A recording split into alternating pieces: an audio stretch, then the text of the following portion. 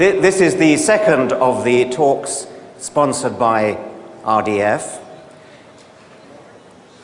A few years ago, I was at a conference and taking questions at the end, and I don't usually get hostile questions except from religious people, and they're extremely easy to handle. But then I got a hostile question which was not so easy to handle. It was a very tricky and a difficult question, and I thought, who is this? It turned out to be one of those "I'm an atheist but" questions, which are always the most difficult to deal with. It was, of course, Lawrence Krauss. I didn't take very kindly to it at the time. We've since become the firmest of friends, and I have enormous respect for what he's doing in the field of public understanding of science, which is the field that I recently retired from professing. He is, of course, a most distinguished physicist, author of many books. He also interests himself in science generally and in the promotion of the understanding of science generally. He's recently moved to Arizona to start what I think is an extremely exciting initiative. He is Associate Director of the Beyond Center and co-director of the Cosmology Initiative and director of the New Origins Initiative at Arizona State University. So the study of origins of all kinds, right across the board, from the origin of the universe to the origin of life to the origin of everything you can think of. What an amazingly exciting initiative to get started at a university. I'm delighted that Lawrence is talking to us today. Please welcome him.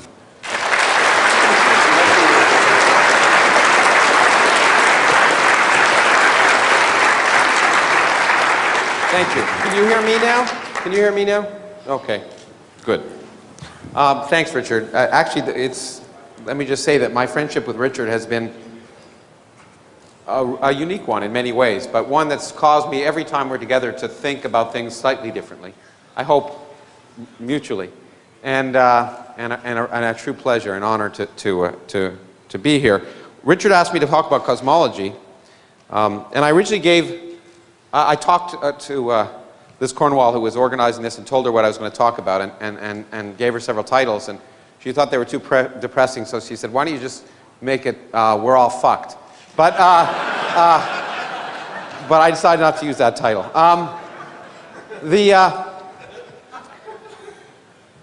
I put this quote up here. Well, I like to have quotes for people when I'm being introduced, so people have something to read. But it's kind of useful, I think, because I'm going to talk about our modern picture of cosmology and how it's changed our view of the universe, the past and the future. And in some sense, how that picture is clearly remarkable, and far more remarkable than the fairy tales that are made up in most religious situations. But the key point is mystery. That's one of the things that makes science so special, I think, is that scientists love mysteries.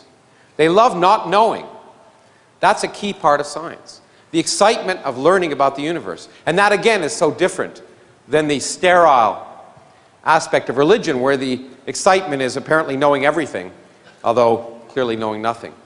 Now, in any case, so that's one of the reasons why I put this quote up here. But I am going to talk to you about a mystery story. So now I live in Phoenix now, and people know what these are. I used to live in Cleveland, and then I had to tell people these were stars. And this is a picture of a globular cluster, and it's a beautiful thing on a nice clear night. But what I want to talk to you about is how our picture has changed of the universe so much that the really important stuff in the universe is not the stars and galaxies, but the stuff you can't see, the mysterious stuff that dominates nature. Okay, so it's a mystery story, so let's begin. It was a dark and stormy night, and Einstein had just developed his general theory of relativity in 1916, and an interesting time, because he had developed that theory, which was the first theory of not just how objects move through space, but how space itself could could expand and contract and be dynamical. A remarkable theory that told us that space curves in the presence of matter. And it was beautiful, and he kind of knew it was correct. But at the time, it disagreed with observation, which used to bother physicists in the old days. And the observation was that the universe was static and eternal. That was the conventional wisdom in science at the time, that the universe had been around forever and would be around forever. And his theory didn't agree with that, because his theory, general relativity, suffered from the same problems that Newtonian gravity suffers from. Gravity sucks. It always pulls, it never pushes. And if you put stars and galaxies out there, they will not just stay there. Gravity will produce a universal attraction that will pull them together. And so he tried to figure out what to do, and he was able to change his theory slightly, consistent with the mathematical symmetries that allowed him to develop it. So I want to just show you how he did this. So I have his equations, which is a good thing to do at 9:45 in the morning or whatever. But I do have them in a user-friendly fashion here. Okay. This is for the biologists. No, I'm just joking.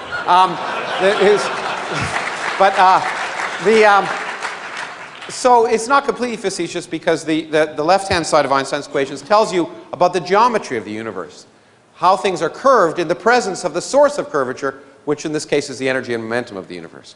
So that's fine. And in fact, I'm a theoretical physicist, so I have to write the actual stuff, the Greek letters. That's much more illuminating to you, I'm sure. So this was the theory that didn't work, that explained the universe we didn't live in, or so he thought. And so he was able to change it a little bit by adding an extra term to the left-hand side, which he called the cosmological term. This term on the left-hand side would produce a small repulsive force throughout empty space, so small that it wouldn't affect the Newton's laws, which of course describe beautifully, or developed in fact to describe the motion of the planets around the sun, and you wouldn't want to destroy that. So small you'd never measure it in the solar system, but it could build up on the scale of galaxies and hold galaxies apart. And so that's how he thought he'd save his theory. Now, shortly after he introduced this term, it became clear that it was a problem. And in fact, here's a postcard I got when I was on leave once in Switzerland, in Zurich. And it's from Einstein to Hermann Weyl, who's a very famous mathematical physicist. And it's in German, and some of your German is better than mine. But this basically says, it's already 1923, and he's already saying, if you get rid of a quasi-static universe, then out with the cosmological constant. Because he realized that if the universe is really expanding, which is what we now know, and I'll talk to you about how we know that, then you don't need a cosmological constant anymore. If the universe is expanding, gravity can be universally attractive and just slow the expansion. And the big question of 20th century cosmology became, is there enough gravity to stop the expansion? How will the universe end? Will it end with a bang or a whimper? Will it end with a big crunch, the reverse of the Big Bang, or will it expand forever? In fact, and that's the reason why I, as a particle physicist, got involved in cosmology, because I wanted to be the first person to know how the universe would end. It seemed like a good idea. And you'll see where that came from. But anyway, so in 1923, Einstein said, you know, I wish I hadn't put it in, and threw it out. But it was really not 1923, but 1929, when we really knew the universe was expanding. And this is the person who convinced us. This is someone, and I always say this, so some of you may have heard me say this before, but it's true. This guy always gives me faith in humanity. This is Edwin Hubble. And he began life as a lawyer and became an astronomer. And so there is hope.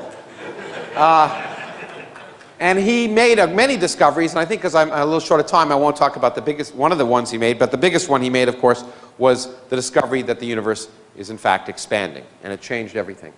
And this is what he discovered. Now, these are not sperm, these are galaxies. These are, again for the biologists.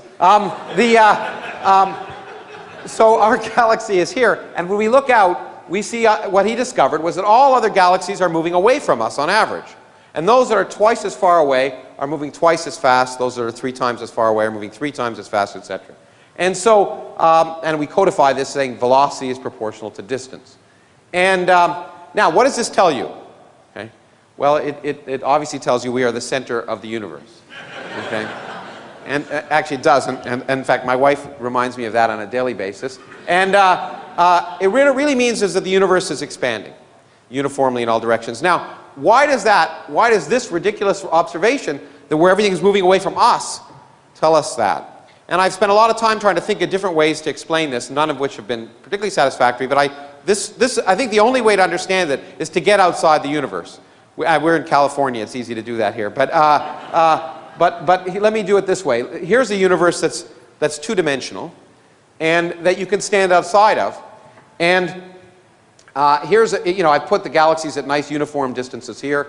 And again here, and you can see at a later time the universe is bigger. The galaxies are a little bit further apart. So if you were standing outside of that universe, it would be obvious that it was expanding uniformly in all directions.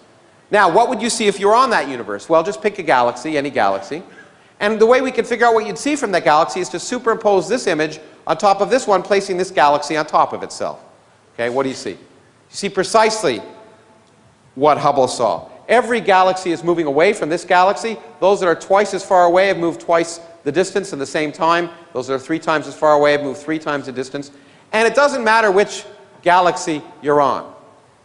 Everywhere you see the same thing. Everywhere you think you're the center of the universe. So depending upon your mood, either every place is the center of the universe or no place is the center of the universe. It doesn't matter. The universe is expanding. And that really did change everything. And by the way, it had profound religious implications, at least. As some of you may know, that in response to this and other things, the Pope at the time gave an encyclical that science had proved Genesis. And the interesting person, the first person to actually show there had to be a Big Bang, was a Belgian priest who was also a physicist named Georges Lemaitre. And the really interesting thing about Lemaitre is when the Pope said that, Lemaitre wrote him a letter and said, "Stop saying that." Just really amazing for a priest, because he said this is a scientific theory. You can take it if you believe in God and believe in Genesis to validate your beliefs. But you can also take it to mean that, in fact, the laws of physics take us right back to the beginning of time without God. What you take from it depends upon your religious and metaphysical beliefs, but whatever you say, the Big Bang happened.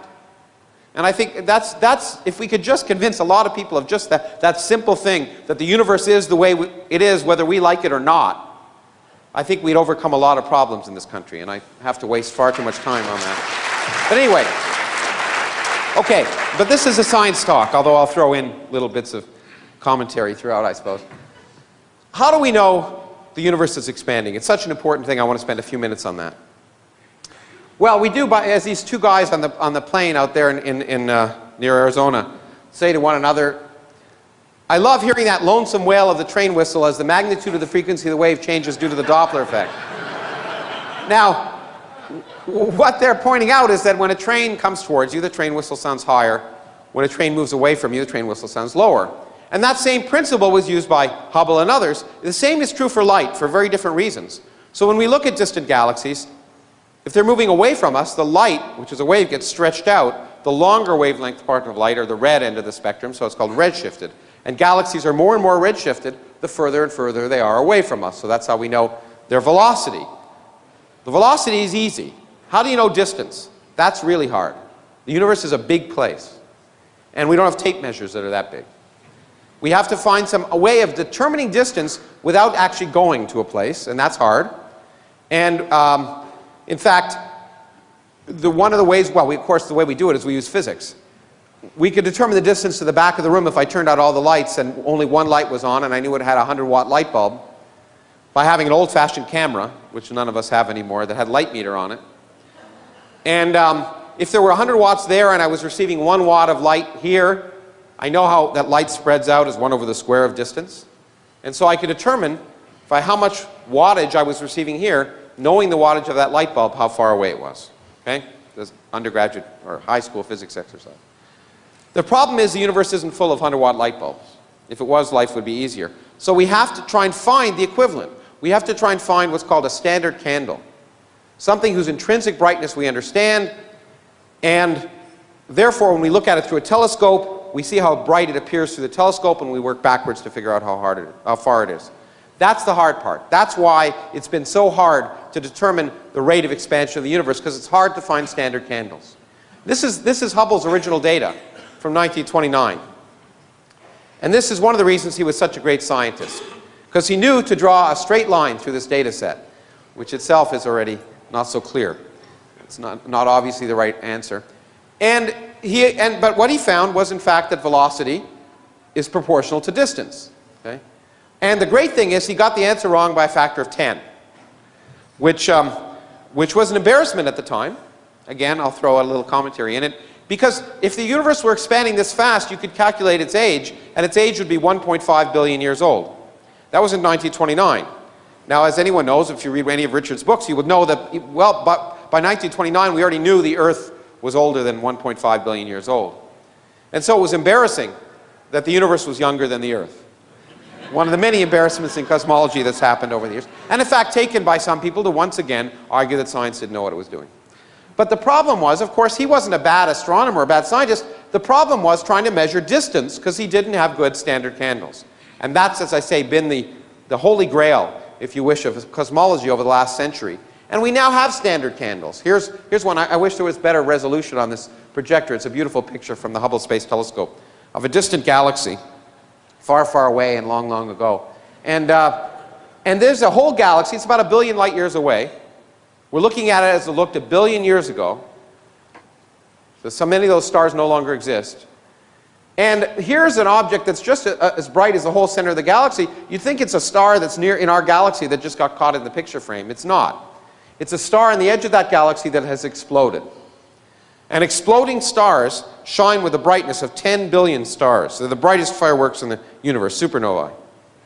And they're remarkable, and I keep having asides. Maybe I'll get to my point eventually. But this is something that I wrote a whole book about, and someone asked me yesterday why I wrote that book.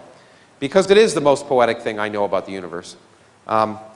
Richard wrote a great book called, what's it called? Our Ancestors? What's it called? Ancestor's Tale, yes. I wanted to make sure I got that right.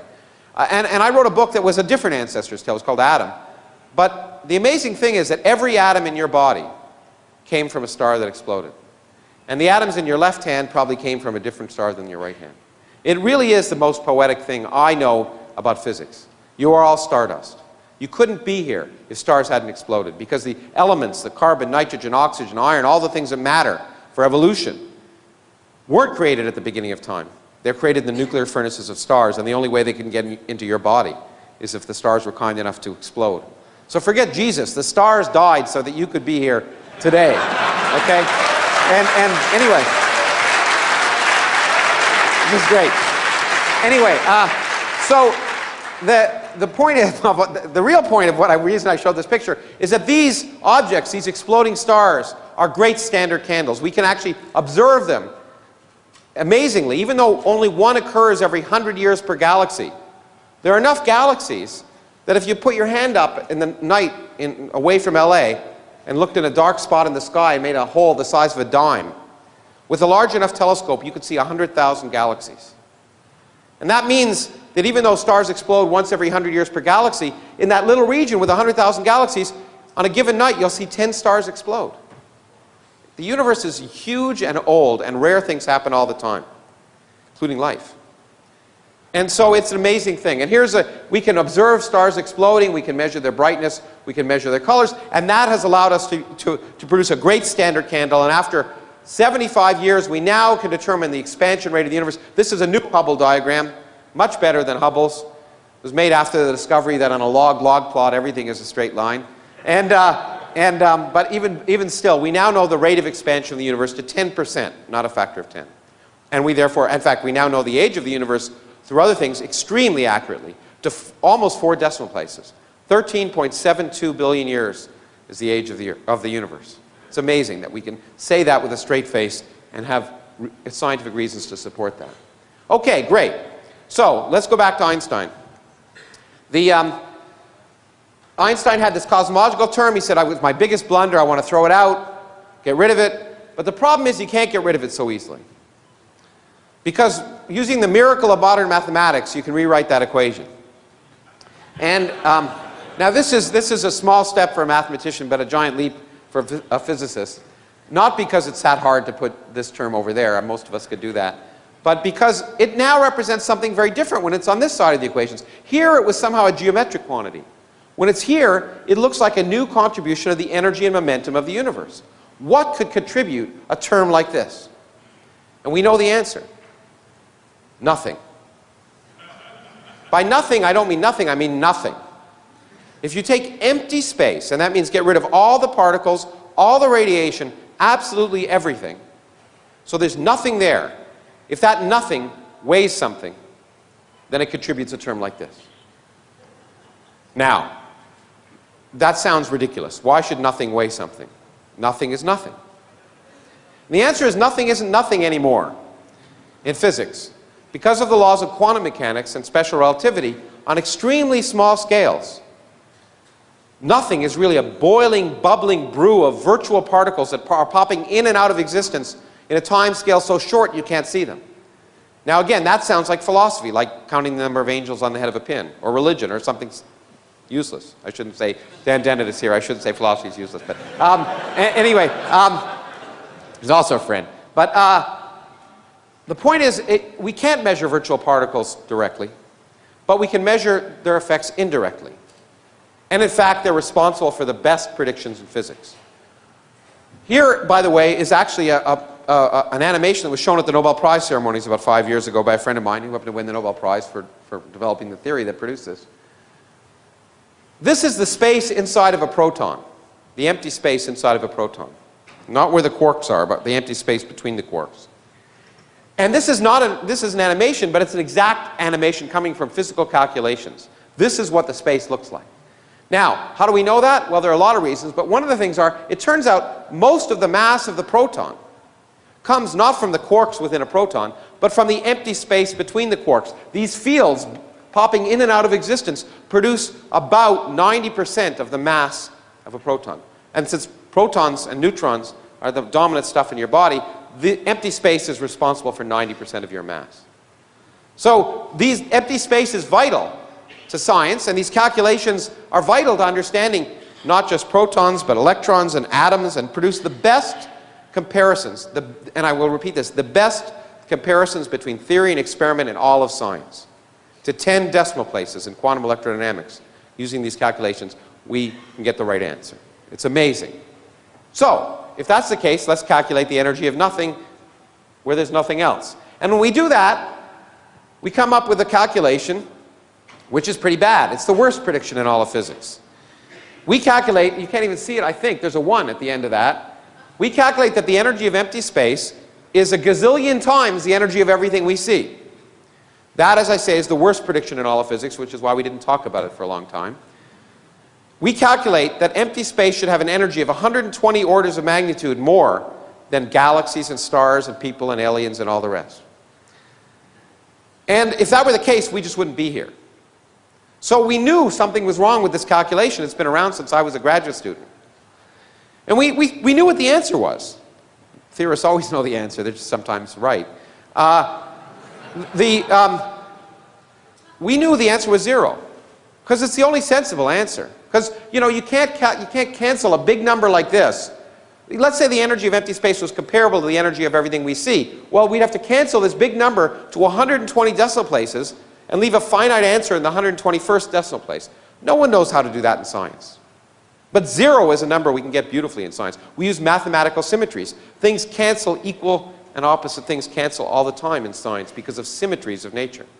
So we knew the answer. We didn't know what the symmetry was, but we knew the answer was 0. And we could go to bed at night and that was fine. But you know, the neat thing about cosmology is it's really a science. And science is empirical. Knowing the answer means nothing. Testing your knowledge means everything. And so the question is, we should test what the energy of empty space is. And how can we do that? Well, we weigh the universe.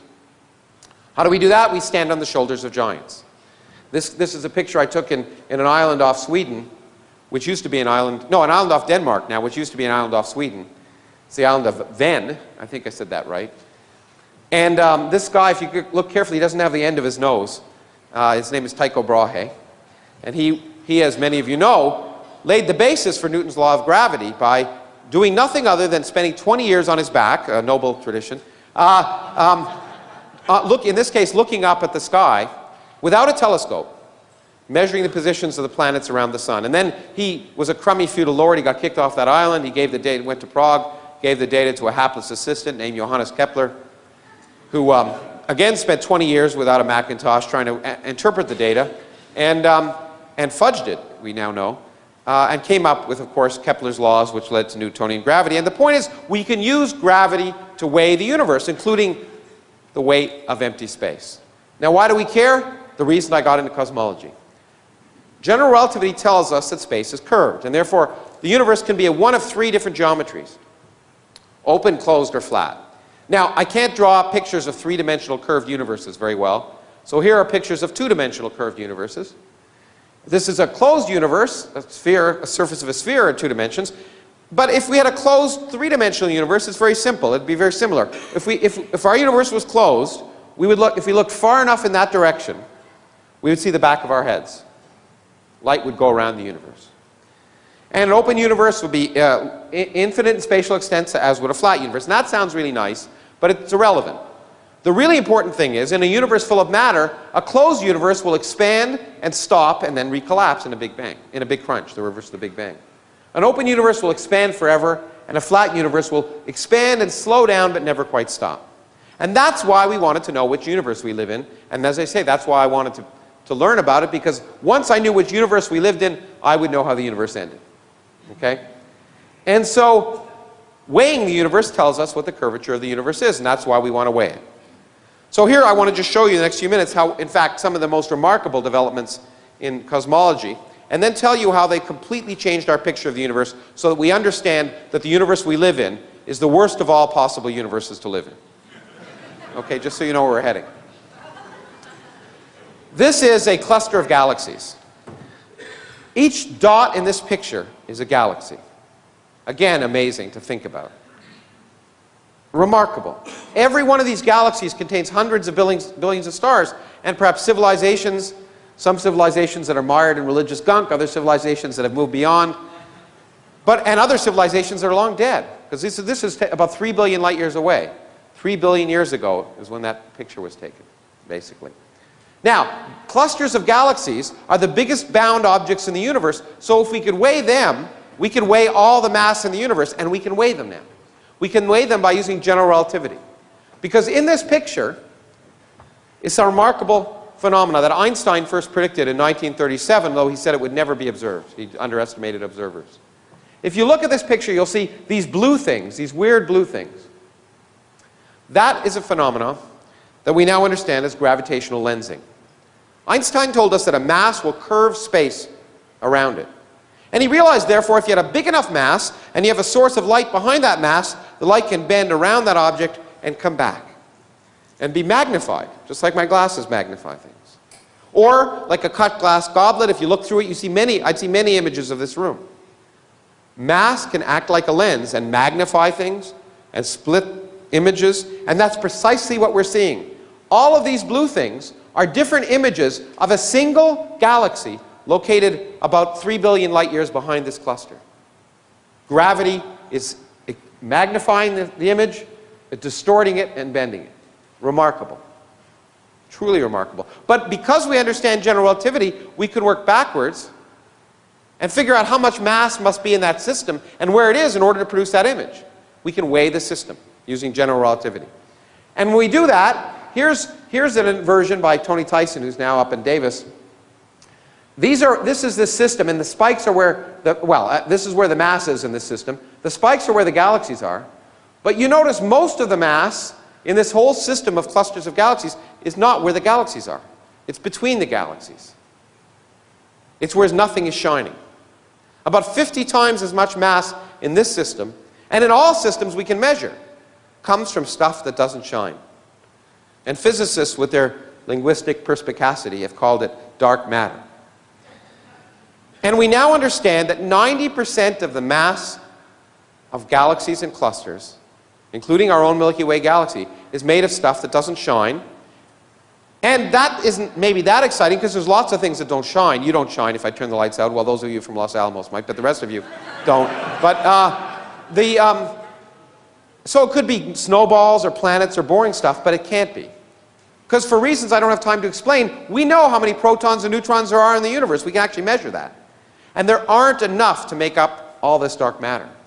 So we are pretty convinced that that dark matter is a new type of elementary particle. Something that doesn't normally exist on Earth. And the great thing about that is that means the dark matter isn't just out there, it's in this room. as you doze off. It's early in the morning during this lecture. It's going right through your body. And that means we can do experiments here on Earth to look for it, which is remarkable. And in fact, I think well, I'll show you an experiment in a second. But by measuring the mass of these systems and this dark matter, taking normal matter plus dark matter and weighing it, we now have determined how much stuff there is in the universe. When physicists have an important number, they give it a Greek letter all the time. So we call it omega. Omega is the ratio of the total amount of stuff we know is in the universe divided by the amount of stuff you need to make a flat universe, the boundary between an open and closed universe. If it's less than 1, the universe is open. If it's greater than 1, the universe is closed. And we have now measured unambiguously that there's only 30% of the amount of material in the universe, including dark matter, to make the universe flat. Okay, we'll come back to that in a second, but I just want to show you that we actually do things in physics. This is an experiment to look for dark matter. It's a boule of germanium. And there are experiments like this all around the world, in mines, deep underground, because you want to shield out cosmic rays, because there are lots of them going through your body right now. You want to only see the dark matter, and the dark matter particles on average will go right through the Earth, we think, because they don't interact strongly. And most of the time right through this detector, but every now and then one of them will bounce off an atom, the nucleus of an atom of germanium. Heating, and the first thing we do is we cool this thing down to 1/1000th of a degree above absolute zero, which can easily be done nowadays. And if one of these dark matter particles bounces off this nucleus of an atom, it'll heat the whole thing up by 1/1000th of a degree. And we can measure that. And there are experiments here in South Dakota and in Europe, all over the world, looking for dark matter. We haven't found it yet. The other exciting possibility, which I should really indicate, which is one of the reasons people are very excited this year, is we may not have to wait for the universe to give us dark matter. The Large Hadron Collider, which is turning on this next month in Geneva, before it creates a black hole that will kill us all, we think actually might, by recreating the early conditions of the early universe, create the very particles which were last created at the beginning of time. So we may first see the dark matter by creating it in Geneva. It's a race. Okay, but to go back to this number here, this is a real problematic number.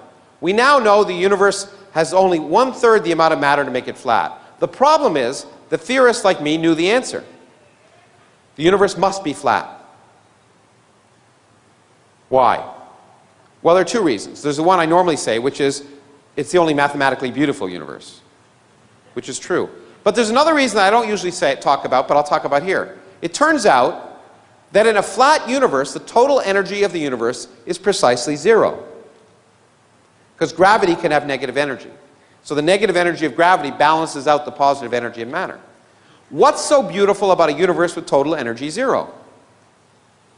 Well, only such a universe can begin from nothing. And that is remarkable, because the laws of physics allow a universe to begin from nothing. You don't need a deity. You have nothing, zero total energy, and quantum fluctuations can produce a universe. So if the universe isn't flat, we're worried, because then you've got energy at the very beginning of time. So that was another reason that people like me were pretty sure the universe was flat. But the damn observers came up with the wrong number. Well, this is a really crummy way to measure the curvature of the universe. Why don't we measure it using geometry directly? So we can measure the curvature of the universe. And to do that, I want to ask you, how would you measure the curvature of the Earth if you couldn't go outside the Earth and see it from a satellite, or you couldn't go around it? Very simple. You draw a triangle, and you ask a European high school student, what's the sum of the angles in a triangle? And they'll tell you 180 degrees, but you say, that's fine, you learned your geometry from Euclid. But on a curved surface, it's very different. On the surface of the Earth, I can draw a triangle that's very different. I can go along the equator, I can make a right angle, go up to the North Pole, make another right angle, and come back to the equator, and I have a triangle with 3 right angles. 3 times 90 is 270. So if I made a big enough triangle on the surface of the Earth, I could measure the curvature of the Earth. I wouldn't have to go around it. Now, it turns out, even though this is a 2-dimensional picture, the same is true for a 3-dimensional curved universe. If I had a big enough triangle and I measured the angles in a triangle, I could measure the curvature of space. And we've been able in the last decade to find a big enough triangle. And I want to spend 5 minutes telling you about that. Because it's the most important, probably, observation in all of cosmology. The observation of the cosmic microwave background radiation, the afterglow of the Big Bang. One of the many reasons we know the Big Bang actually happened. What do we do? When we look out at space, we look at galaxies that were, say, 1 billion light years away and they're 1 billion years ago. But if we know the universe is 14 or 13.72 billion years old, if we look far enough, we should see the Big Bang, right? Well, we can't see all the way to the Big Bang because between us and the Big Bang, there's a wall. So like this wall here. Not really hard like that, but the fact the wall is opaque means I can't see past it. If I go looking back in the universe, it was getting hotter and hotter and hotter, and at a time when it was 100,000 years old, the temperature of the universe was 3,000 degrees. Slightly warmer than Phoenix this week. And at that temperature, the radiation is hot enough to break apart atoms, hydrogen in particular, and break it apart so the protons and electrons are separated. You have a charged plasma, and a plasma is opaque to radiation. So we can't see back past this time simply because the universe is opaque. But that's okay. The reason I can see that wall is that light bounces from those lights there off the atoms on the surface of that wall, is re-radiated, but the air is transparent so I can see all the way to the wall. If we run this film forward, as the universe is opaque, opaque, opaque, and then it becomes neutral, the atoms, protons capture electrons, neutral matter is transparent to radiation like this, and that means I can see all the way back to that radiation coming at that surface. A prediction of the Big Bang is there should be radiation coming at me from all directions, coming from that surface called the last scattering surface. It was 3,000 degrees then, it's 3 degrees now, and it was the radiation that was discovered by accident in New Jersey, of all places, by 2 people who didn't know what the hell they were doing. And they won the Nobel Prize anyway. Because they discovered the afterglow of the Big Bang. Actually, another aside, I can't help this because this is amazing, and if you ever want to convince skeptics, you won't ever convince people of this who don't believe it anyway, but you've all seen this radiation. Or at least those of you who are old enough to be as old as me, before cable TV. Remember when the TV stations used to end? And then there'd be static? 1% of the static on your TV screen is radiation from the cosmic microwave background. So you've all seen it.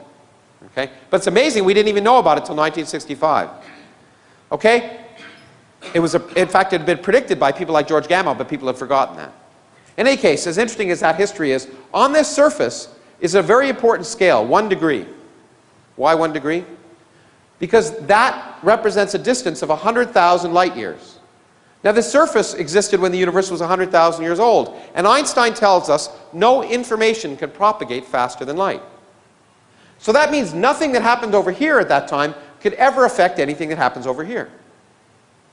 But more importantly, if I have a lump of matter that's this big, it knows it's a lump of matter, so it starts to collapse. But if I have a lump of matter that's this big across at that time, it doesn't even know it's a lump, because gravity can't have traveled across it. So it's like Wile E. Coyote in those cartoons when he goes off the cliff. He waits a while before he collapses, okay? And such large lumps won't collapse. So the biggest lumps that can have collapsed at that time will be 1 degree across. And that gives us a cosmic triangle. Because we have a ruler that's 100,000 light years across, the size of the largest lumps, a known distance away from us, and in a flat universe, light rays travel in straight lines, and we can calculate the angle on our eye subtended by a 100,000 light year across ruler at that distance. It's 1 degree. In an open universe, light rays diverge as you go back in time, and the whole thing might be ½ a degree. The ruler will look smaller. In a closed universe, light rays converge as you go back in time. The ruler will look bigger. So we just have to look at that microwave surface, try and measure the lumps, and see are they 1 degree, ½ a degree, or 2 degrees. We've been able to do that in the last decade. This was the first experiment that did it. It was called the boomerang experiment in Antarctica. It was a balloon, took this microwave radiometer above the Earth's surface to look at this radiation, take a picture of it, and this balloon went around the world, which is easy to do in Antarctica, okay? And it took a picture. It really is in the South Pole. You just do this, but anyway. And this is the image. Well, this is a false color image of that. I put it superimposed it on the original image. This is the image of the microwave background, the hot spots and cold spots in the microwave background. And these are the lumps in the early universe. And the question is, how big are they? And here's a different false color image of the same region. And we can compare this with universes we create on computers. Here's a closed universe where the lumps are bigger. They should be this big across. If they're 100,000 light years across, they should look that big. Well, that's bigger than these lumps. Here's an open universe, and you can't see the resolution of the screen isn't that good, but the average size lump is about that big. Smaller than these lumps. But just like Goldilocks, in a flat universe, it's just right. In fact, it's right now, we know, to an accuracy of better than 1%. The universe is flat. It has zero total energy, and it could have begun from nothing. And I've written a piece, although of course I got a lot of hate mail, saying that in my mind this answers this crazy question that religious people always keep throwing out, which is, why is there something rather than nothing? The answer is there had to be. If you have nothing in quantum mechanics, you'll always get something. It's that simple. It doesn't convince any of those people, but it's true. Now, great, we know the universe is flat. But if you've been awake, you realize, 10 minutes ago I proved the universe was open. There's only 30% of the stuff in the universe needed to make it flat. Where's that other 70%? Well, if you put energy in empty space, so empty space weighed something, you wouldn't see it. It's the empty space between the galaxies. You're far away from the galaxies, you wouldn't see it. But what would that empty space do if you put energy in it? Well, it produces a cosmological constant. That would cause the expansion of the universe not to slow down over time, as any sensible universe should do, but to speed up over time. In 1998, people measuring these supernovae at large distances to measure the Hubble diagram tried to see what was happening at large distances to see if the universe was slowing. Well, they all knew the universe was slowing down. They wanted to measure how much. This doesn't look like much, but it was a revolution in cosmology. I can draw a straight line through that data set there and bring the whole thing down and make it horizontal. And if the universe was slowing down, these distant supernovae should have followed this curve. Much to the surprise of the observers, the supernovae lay above the straight line. And the only way to explain this, well, there's two ways. Either the data is wrong, which it usually is, or the universe is accelerating, speeding up. And if just for fun one believed it was speeding up and asked how much energy would you have to put in empty space to make it speed up by the amount we measure it, it's exactly the amount we are missing. Everything holds together. Our new picture of cosmology is that we live in a universe dominated by nothing. The largest energy in the universe, 70% of the energy in the universe, resides in empty space. And we don't have the slightest idea why it's there. Now, that's what I just said. Let me also put an aside before I get on to the rest in the last 5 minutes of the talk. This completes, in some sense, the ultimate Copernican principle. Copernicus told us we didn't live in any place special. We now know two things. Well, one thing. I'll tell you the second one in a second. This tells us that we are more insignificant than we ever imagined. If you take the universe, everything we see, stars and galaxies and clusters, everything we see, if you get rid of it, the universe is essentially the same. We constitute a 1% bit of pollution in a universe that's 30% dark matter and 70% dark energy. We are completely irrelevant. Why such a universe in which we're so irrelevant would be made for us is beyond me. Okay, good. Now I wanted a little bit of applause. Now we can go back to the science. What I really want to spend in the last few minutes is telling you is how it's changed our picture of the future. In science and the picture of the universe. It has changed our picture of the future completely. And I'm going to rush through this, so let me give you the short answer first.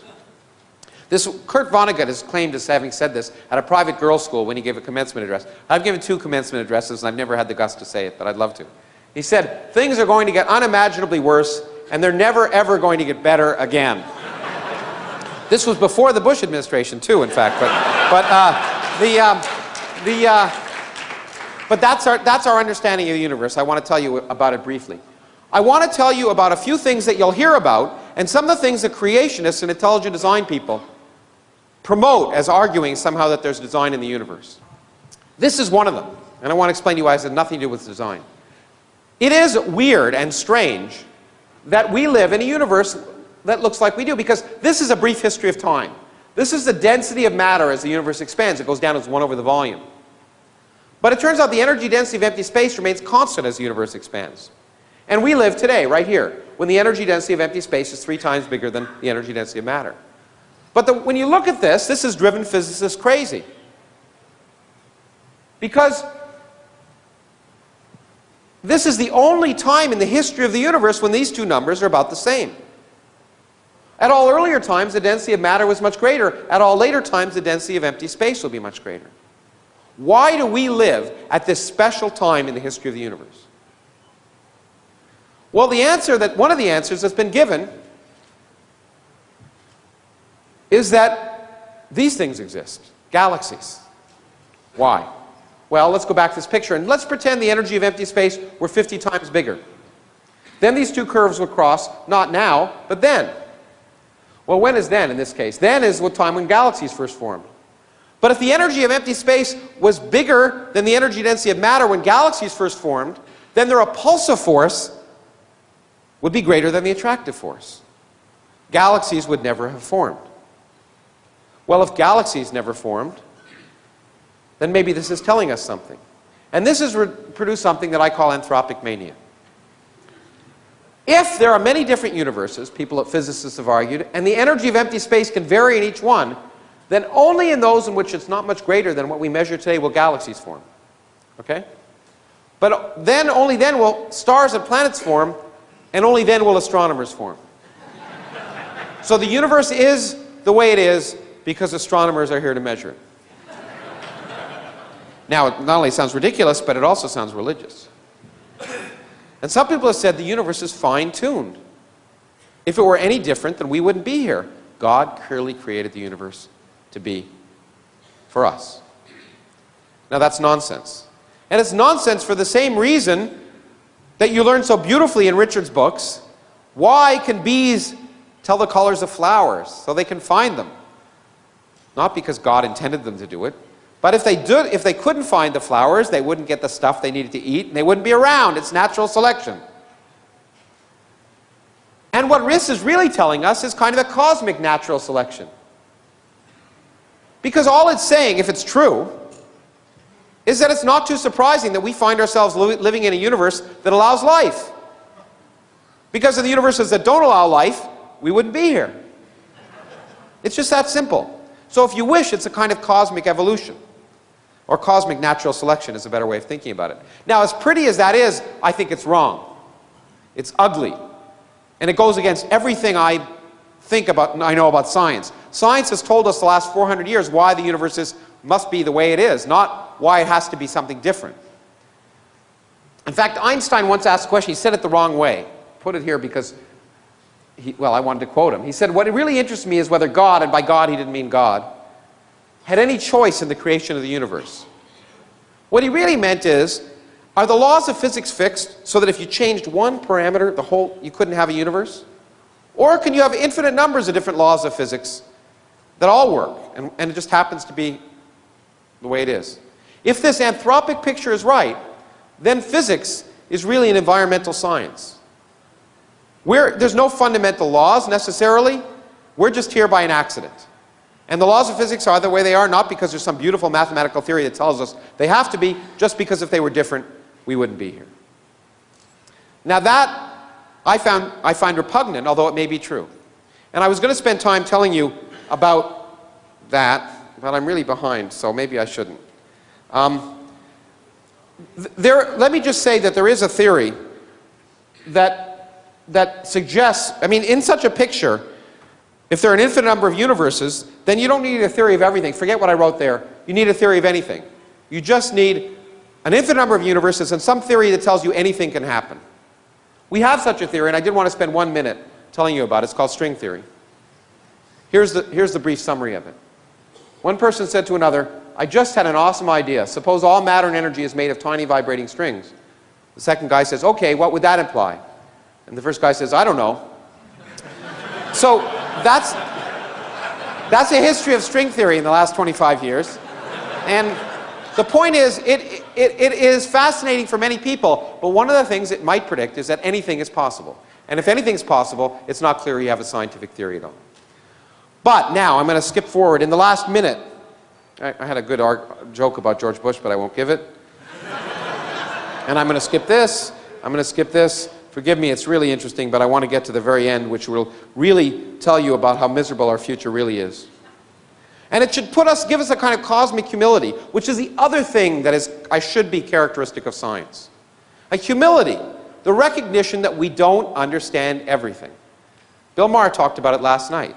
What pompous assholes like Rick Warren, who claim to understand everything, are an anathema to science.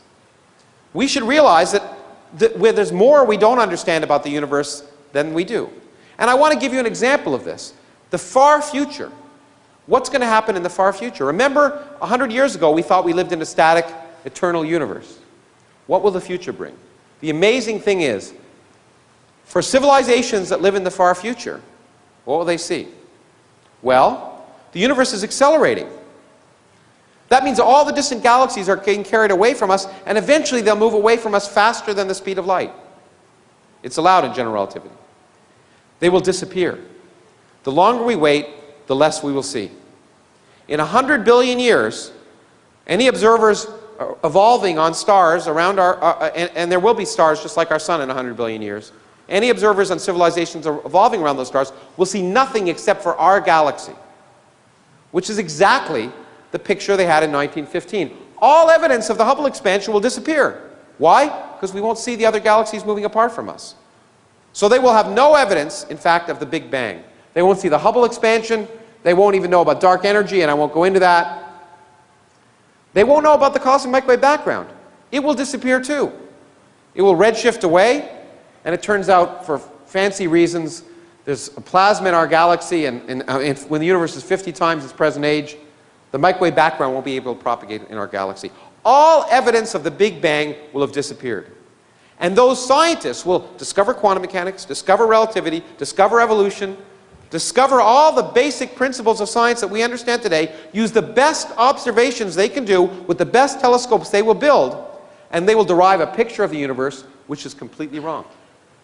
They will derive a picture of the universe as being one galaxy surrounded by empty space that's static and eternal. Falsifiable science will produce the wrong answer. In fact, I want to end with the good news. We live in a very special time. The only time we can observationally verify that we live in a very special time. Okay, it's clear I'm being facetious. What it really should tell us is we've discovered this crazy picture of the universe that we don't understand at all. It all holds together. But maybe if we had evolved 5 billion years earlier, there would have been observables we could have seen that would have changed that picture. Maybe 5 billion years in the future, it'll be different. The universe remains mysterious, and that is great. But I do want to say, in the far future, this is the picture. We will be lonely and ignorant, but dominant. And those of us who live in the United States are used to that. Let me end. Okay, that's the end. Thank you.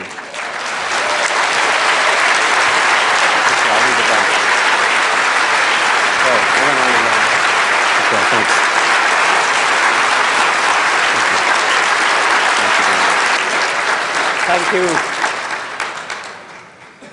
On the one hand, the Woody Allen of cosmology.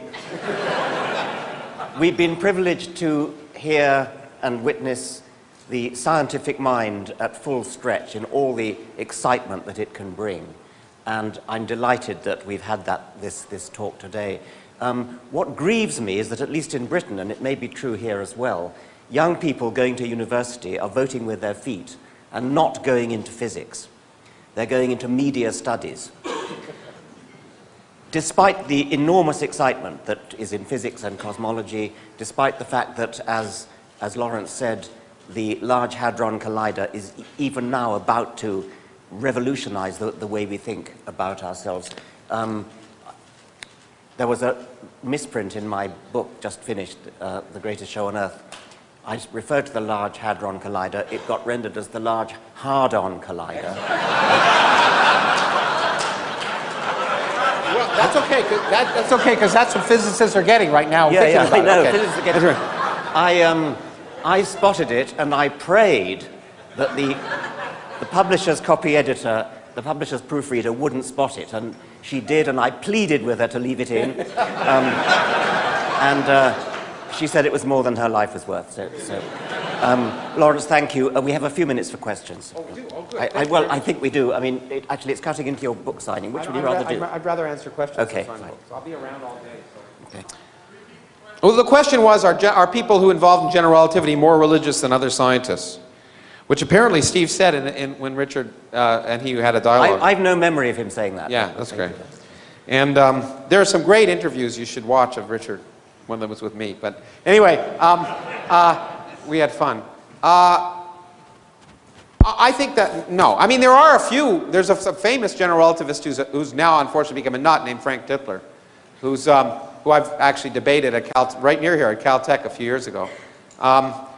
And there are some, but I don't think that's true in general. There are a few. There's one or two. I don't think there's any evidence of that. What is true and is interesting, and I think I will answer in a more relevant way, is that general relativity unfortunately gives people the wrong idea about science. And unfortunately I get a lot of letters from crackpots because of it.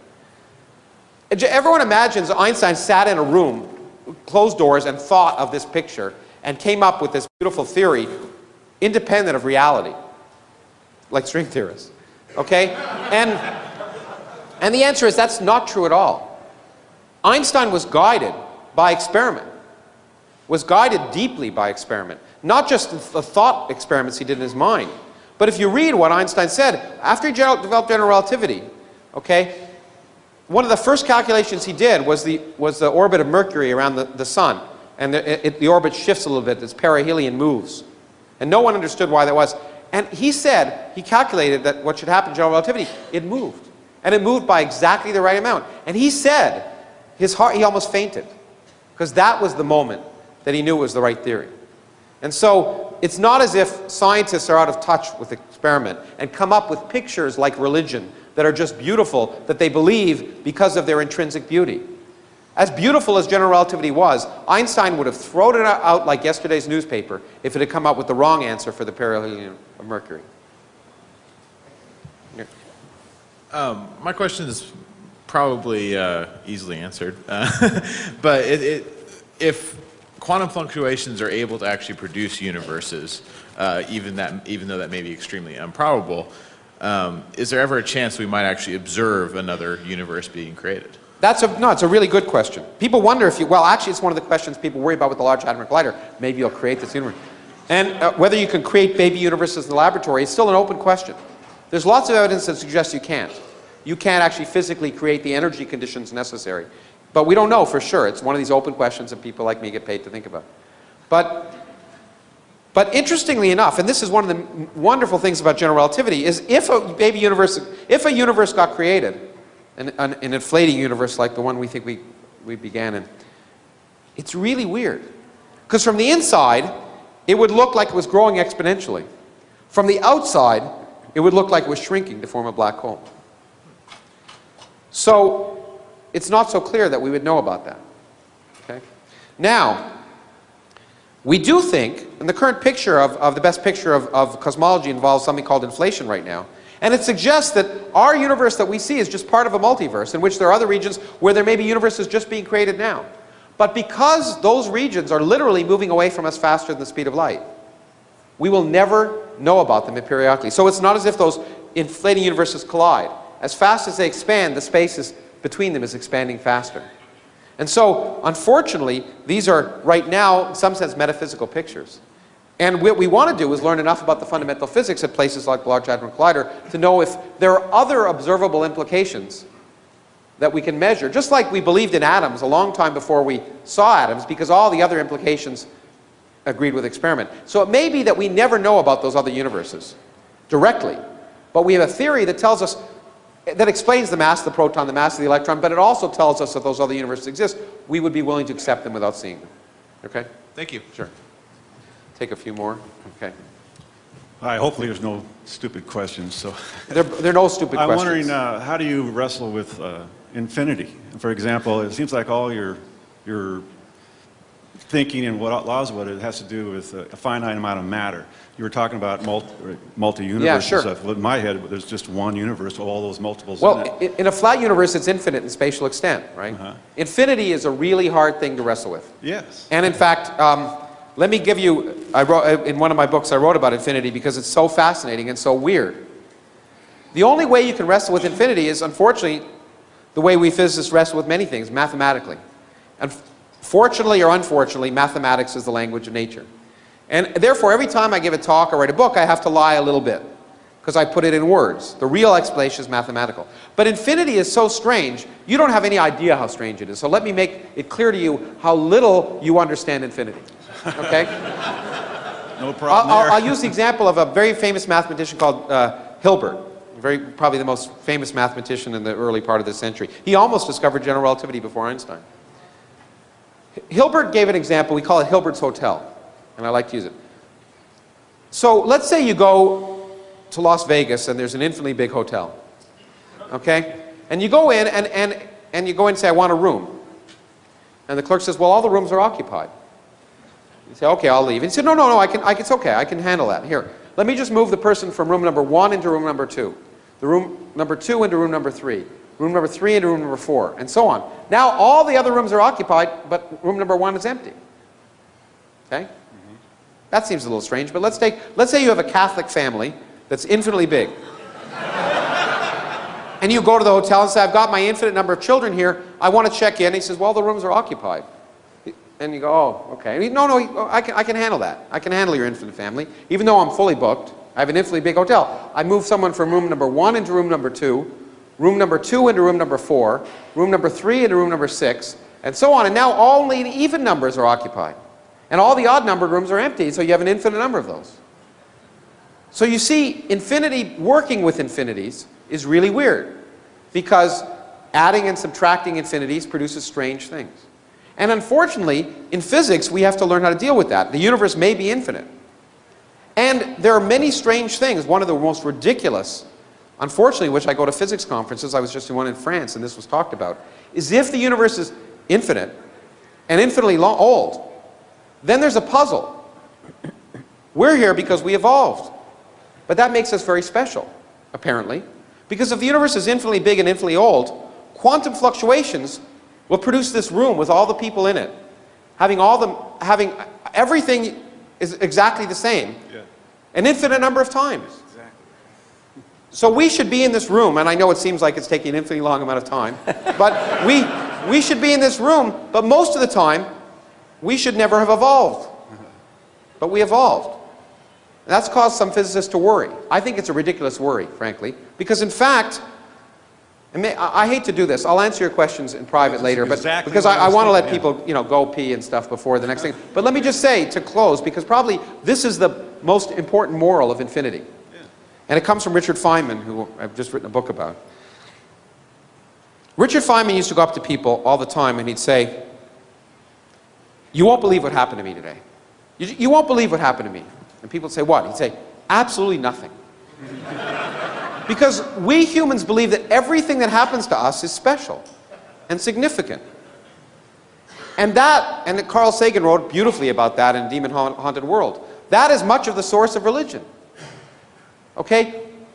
Everything that happens is unusual and unexpected. The likelihood that Richard and I ever would have met, if you think about all the variables, the probability that we were in the same place at the same time, ate breakfast at the same, whatever, if you apply, it's 0.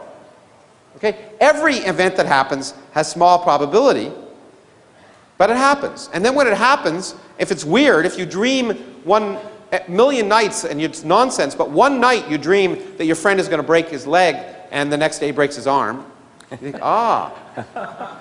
Okay? So the really thing that the physics tells us about the universe is it's big. Rare events happen all the time, including life. And that doesn't mean it's special. Thank you very much.